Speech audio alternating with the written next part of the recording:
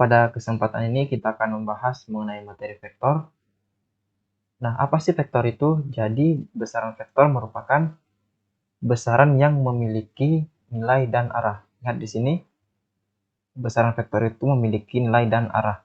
Berbeda dengan besaran skalar yang hanya memiliki nilai saja. Nah, contoh besaran-besaran vektor dalam fisika yaitu ada perpindahan, gaya, percepatan, dan masih banyak lagi. Penerapan besaran vektor dalam kehidupan sehari-hari bisa kita amati langsung, yakni pada alat transportasi baik udara, darat maupun laut. Nah, di mana kalau dalam pesawat itu rute pesawat serta arahnya, begitu juga dengan transportasi laut, rute dan arahnya, dan transportasi darat juga seperti itu. Nah, dalam besaran vektor, vektor dituliskan secara khusus, yang diibaratkan seperti anak panah, di mana angka 1 pada anak panah ini menunjukkan titik pangkal, sedangkan angka kedua atau ujung panah itu menunjukkan kemana arah vektor atau arah vektor tersebut. Sedangkan panjang anak panah ini atau kita beri simbol angka 3 itu menunjukkan nilai vektornya. Nah, sedangkan penulisan simbol vektor itu ada beberapa cara. Yang pertama, memberi tanda panah di atas huruf tersebut seperti vektor A kecil, vektor A besar, dan vektor AB. Atau memberikan huruf bold atau huruf tebal seperti vektor A, vektor A besar, vektor AB. Nah, terus untuk menunjukkan nilainya, kita juga bisa menotasikan secara khusus, yakni memberi tanda mutlak atau langsung menulis angkanya saja. Mohon maaf, menulis huruf abjadnya saja. Nah, yang kita gunakan untuk mempermudah ketika menulis manual itu yang ada tanda panahnya. Nah, vektor juga bisa diuraikan. Misalkan ada sebuah vektor pada kodrat kartesian dua dimensi, yakni di sumbu X dan di sumbu Y. Nah, ini adalah vektor A yang membentuk sudut tertentu. Vektor A ini kita bisa uraikan terhadap sumbu X dan terhadap sumbu Y. Seperti pada gambar ini. Nah, di mana jika kita buat garis putus-putus di sini, ini menunjukkan vektor AY ini sama dengan garis putus-putus ini. Begitu juga dengan garis putus yang di atas yang menunjukkan besar AX sama dengan garis putus-putus yang horizontal. Nah, berapa sih nilai AX dan nilai AY? Kita bisa mendapatkan nilai AX dan nilai AY dengan menggunakan rumus trigonometri.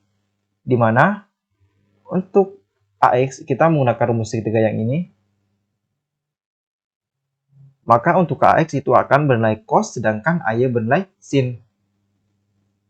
Sehingga kita dapat tuliskan nilai AY-nya itu vektor AY sama dengan A sin theta, sedangkan vektor AX itu sama dengan vektor A cos theta.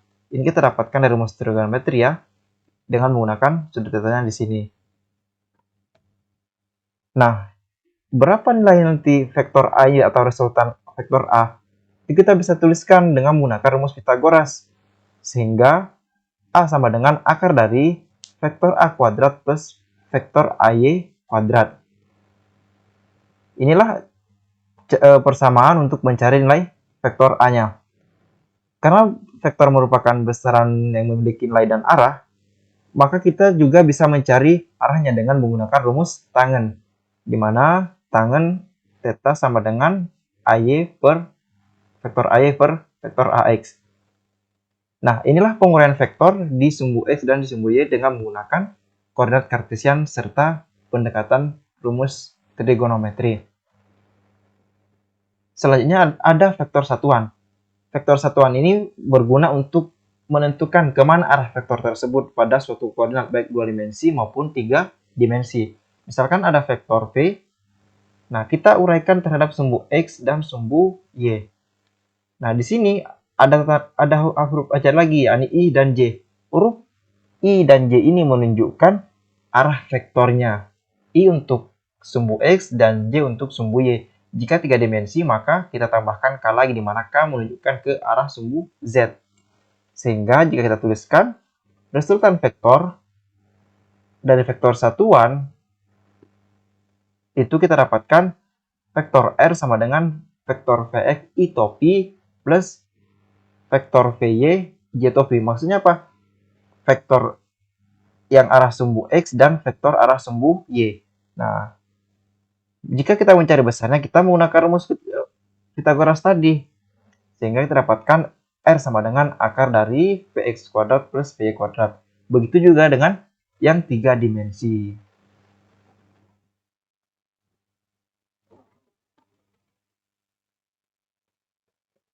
Oke, misalkan ada sebuah soal nih. Ada sebuah vektor yang dilukiskan pada kertas berpeta seperti pada gambar di bawah ini, di mana panjang satu peta itu mewakili 1 Newton. Di mana di sini ada dua vektor ya, vektor F1 dan vektor F2. Maka vektor satuan keduanya adalah kita di sini mencari di mana vektor satuannya. Pertama, kita uraikan nih. Ini kita anggap yang ke atas itu sumbu Y, yang ke samping itu adalah sumbu X. Nah, di sini kan yang F2, kita F2 pertama, itu kan kita bisa uraikan terhadap sumbu Y dan terhadap sumbu X-nya ke sini. Nah, di mana untuk sumbu Y F2 itu ada berapa peta? 1, 2, 3, 4, 5, 6. Sedangkan untuk di sumbu X-nya itu ada 2 kotak, yakni ke samping ini. Kita lihat yang arah panah gitu, kemudian kita lurus seperti ini. Sehingga untuk F2 itu vektornya adalah X-nya kan ada 2. Jadi ini I topi, ada 2 kotak, maka 2 I topi plus Y-nya berapa kotak ini? 1, 2, 3, 4, 5, 6 kotak. 6 I topi. Satunya apa tadi? Newton. Begitu juga dengan F1. Nah, di sini kan F1-nya lurus ke arah sumbu X. Berarti nilai Y-nya itu sama dengan 0. Nah, kita di sini hanya mencari berapa kotak nilai sumbu X-nya. Itu ada 1, 2, 3, 4, 5, 6. Ada 6 kotak. Sehingga kita tuliskan 6 I topi plus 0 J topi. Kenapa? Karena vektor F1 itu lurus terhadap arah horizontal. Nah, jika kita mencari vektor satuannya, kita tinggal jumlahkan dulu masing-masing ini I satuan dan J satuannya. Sehingga 2 I topi, mohon maaf, 6 I topi plus 2 I topi ditambah, ini 0 ya, 0 J topi plus 6 J topi. Maka kita dapatkan 8 I topi plus 6 J topi. Satuannya apa tadi? Satuannya Newton. Nah, inilah vektor satuannya.